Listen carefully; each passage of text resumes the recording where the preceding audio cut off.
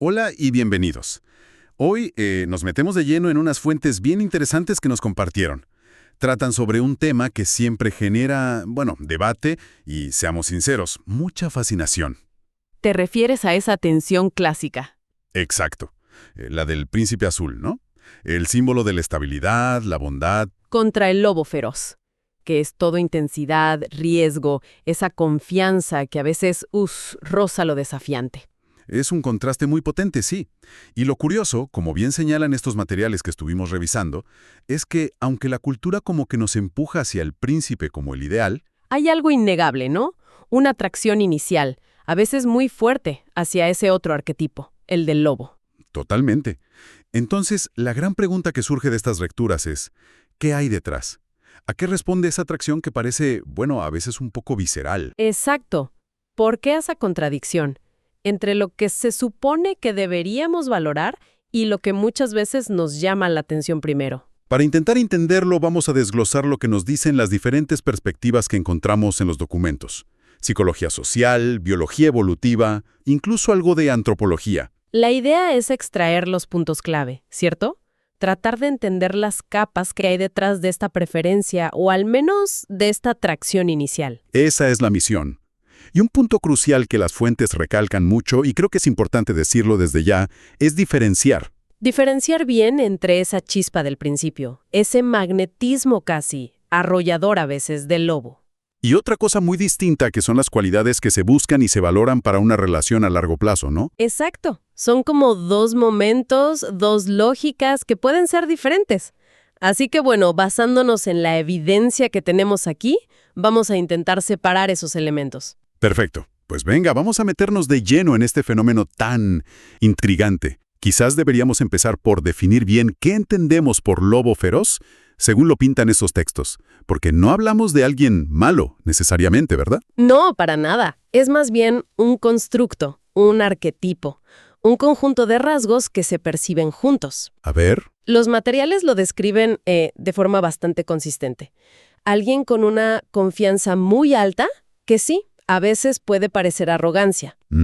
Competencia social, cierto aire de dominancia quizás, también una percepción de fortaleza, ya sea física o de carácter. Ambición, también se menciona. Como que va por lo que quiere. ¿Sí? Ambición notable. Y casi siempre se añade como un halo de misterio, ¿no? Algo indescifrable. ¿Y la sexualidad?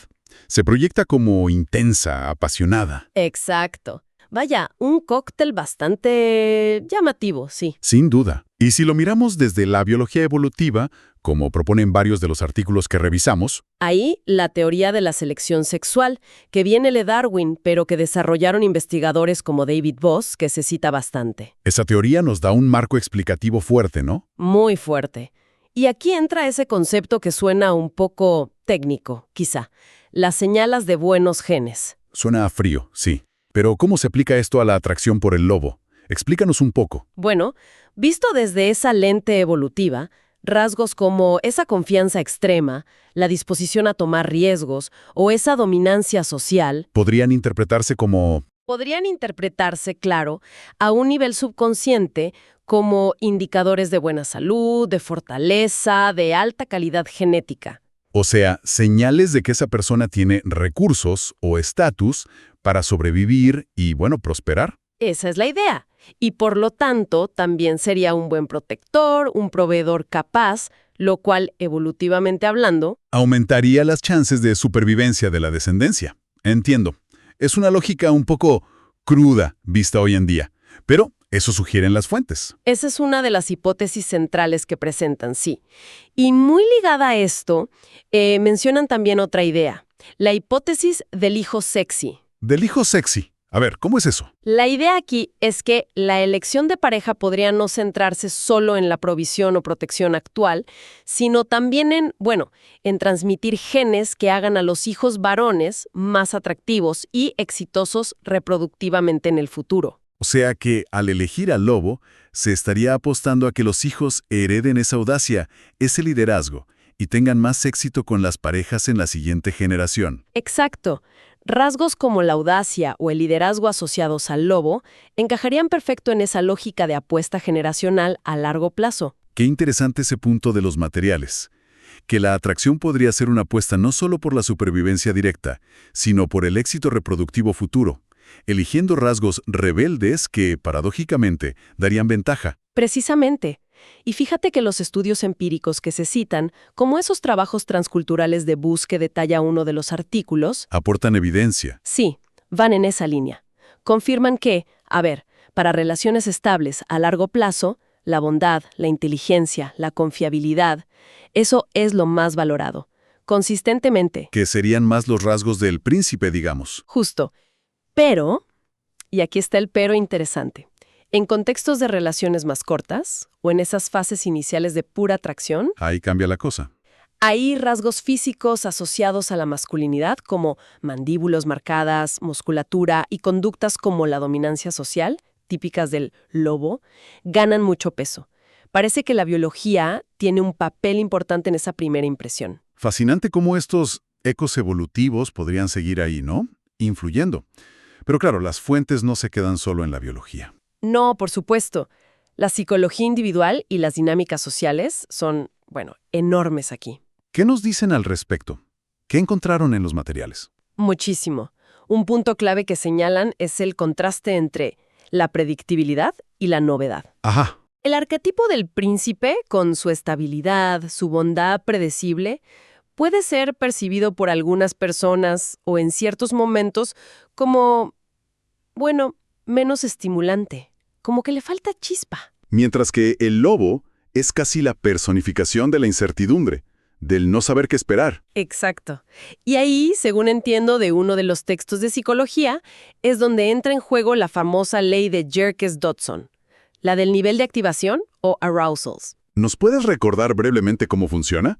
¿Por qué es relevante aquí? Pues en esencia esta ley dice que nuestro nivel de atención y nuestra respuesta emocional son mayores ante estímulos que son variables, novedosos, impredecibles. La monotonía como que nos apaga. Un poco sí, mientras que la incertidumbre nos mantiene más alerta, más activados, fisiológica y emocionalmente.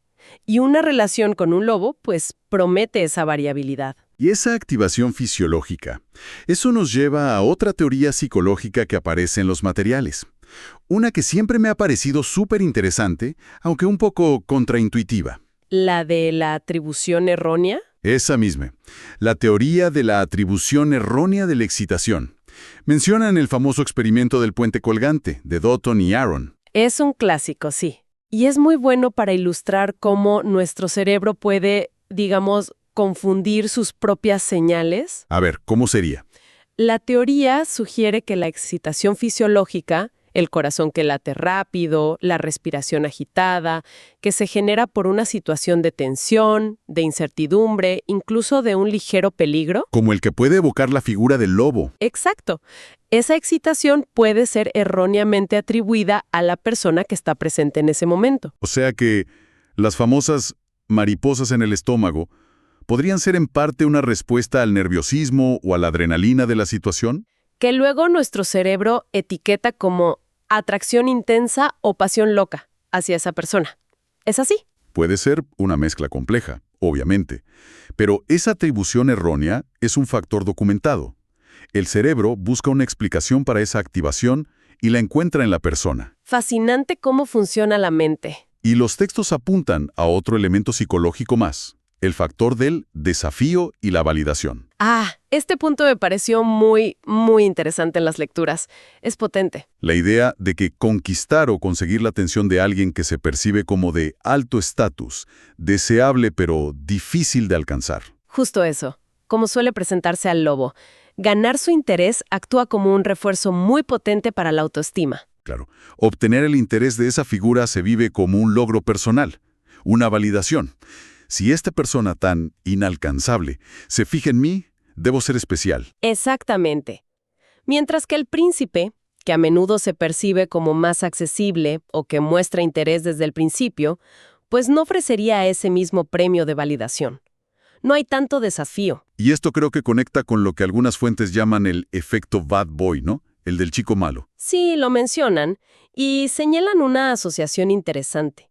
Este perfil a menudo se vincula con una cierta autosuficiencia emocional, que a veces roza el desapego. ¿Y cómo influye eso en la atracción? Parecería lo contrario. Bueno, paradójicamente, esa aparente autosuficiencia o esa dificultad para el compromiso puede generar una dinámica de persecución en ciertas personas, Sobre todo si... sobre todo si hay una tendencia a buscar validación externa, o si existen patrones de apego inseguro, como detallan algunos análisis psicológicos en los materiales. El apego ansioso, por ejemplo. Entiendo.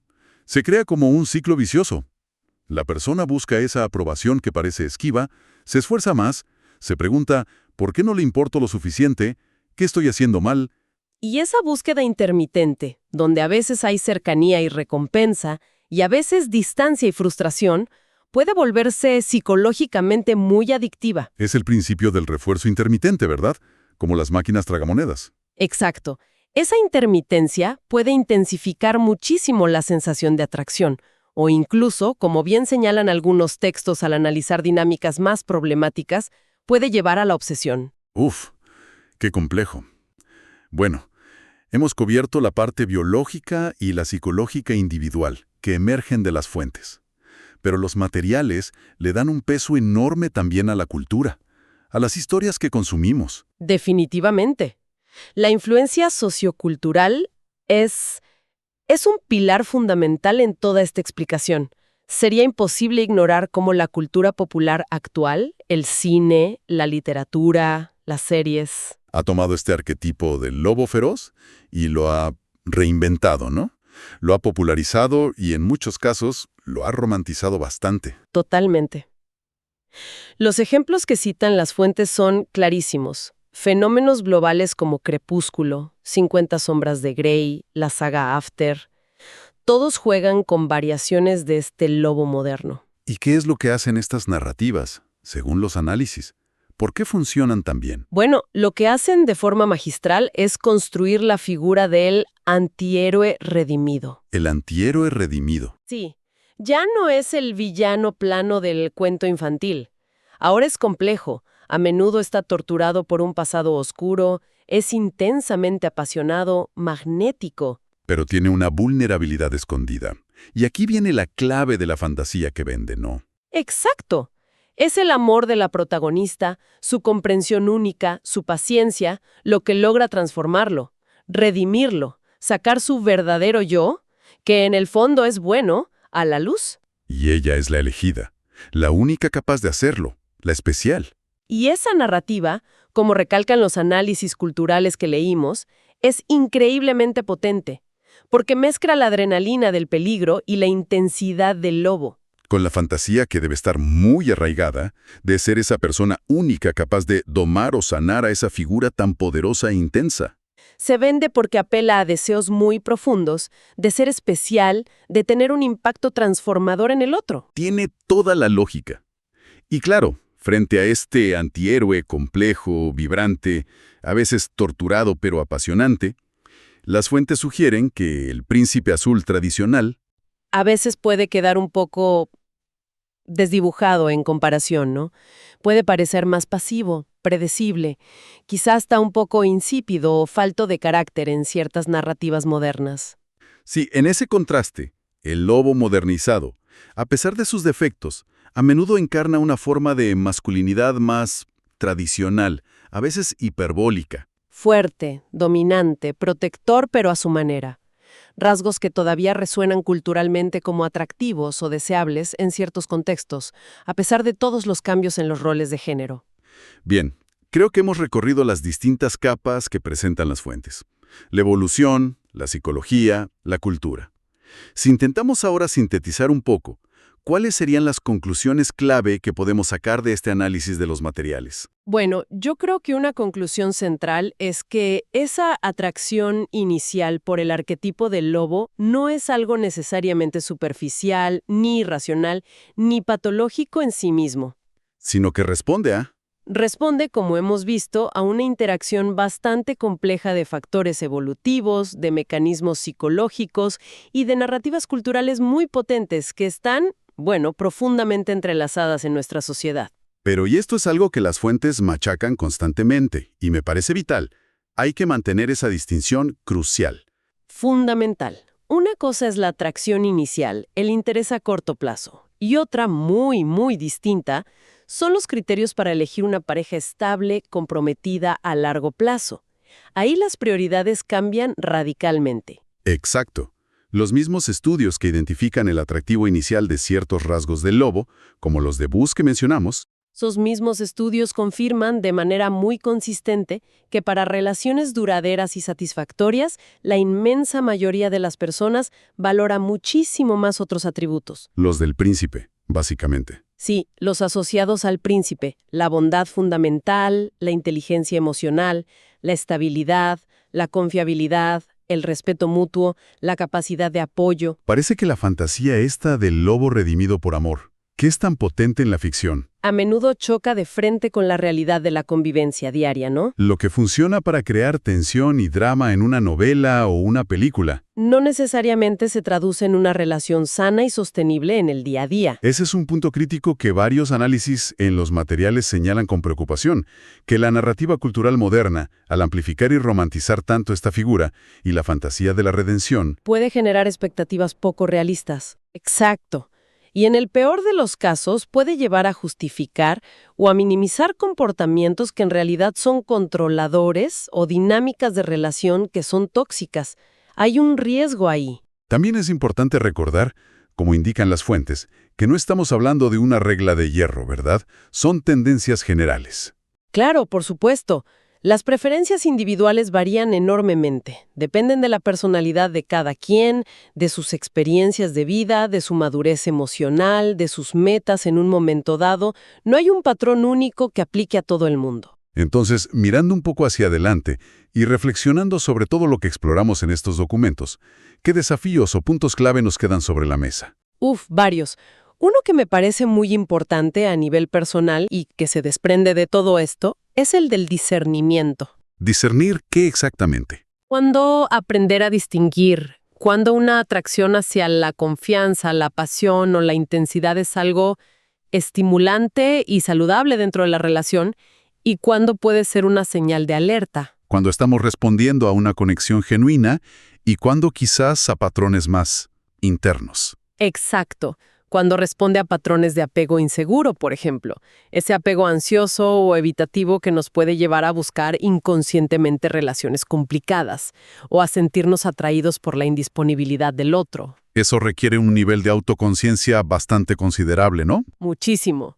Y también se mencionaba en las conclusiones de algunos textos la idea de la integración de arquetipos. ¿A qué se refieren con eso? Sugieren que quizás el objetivo no es tanto elegir un extremo u otro, el lobo o el príncipe, sino más bien buscar o cultivar relaciones y también desarrollar en uno mismo una integración más equilibrada. ¿Cómo sería esa integración? Pues combinar las cualidades positivas de ambos, digamos. La confianza, la pasión, la determinación que asociamos al lobo, pero unidas a la empatía, el respeto, la buena comunicación, la estabilidad emocional que asociamos al príncipe. Una pareja madura, una relación sana, se nutriría de esa mezcla, ¿no? Exacto. Suelen nutrirse de esa integración, de esa flexibilidad. Entonces, la educación emocional se vuelve fundamental. Entender estos mecanismos, como hemos intentado hacer hoy, analizando estas fuentes. Nos da herramientas, ¿verdad? Para tomar decisiones más conscientes en nuestras relaciones. Basándolas en la compatibilidad real, en el respeto mutuo, y no solo en la intensidad del momento o en esa química inicial que a veces puede ser engañosa. Totalmente. Y desde una perspectiva más social, los materiales apuntan a que hay que seguir investigando cómo evolucionan estos arquetipos. Claro, porque los roles de género están cambiando muchísimo. Están en plena transformación. Hay una creciente conciencia sobre lo que son relaciones saludables. Todo esto, sin duda, va a influir en cómo se perciben y se valoran estas características en el futuro. Entonces, ¿cómo se traduce todo esto al final del día, después de examinar a fondo estos materiales? ¿Qué nos llevamos? Pues yo diría que nos llevamos la idea de que la atracción humana es un territorio fascinante, pero muy complejo. Una danza continua, ¿no? Entre nuestra herencia evolutiva más antigua Nuestra psicología individual, que busca estímulos, validación, novedad. y las poderosas historias culturales que nos contamos, sobre el amor, el riesgo, la pasión, la redención. En esencia, sí. Los documentos nos muestran que no hay una respuesta simple, única, pero sí hay explicaciones con muchas facetas que nos ayudan a entender mejor este fenómeno tan humano. Y para cerrar, como hacemos siempre, queremos dejar una pregunta en el aire. Una reflexión final que surge de esta exploración de las fuentes que nos compartieron. Pensando en esta rápida evolución de los roles de género, de las expectativas sociales actuales. ¿Cómo podríamos imaginar que se transformen estos mismos arquetipos, el lobo y el príncipe, en la cultura popular y quizás en las preferencias personales de la próxima generación? ¿Qué características de cada uno podrían ganar valor? ¿Cuáles podrían perderlo en el futuro cercano? Es algo interesante sobre lo que vale la pena, seguir pensando.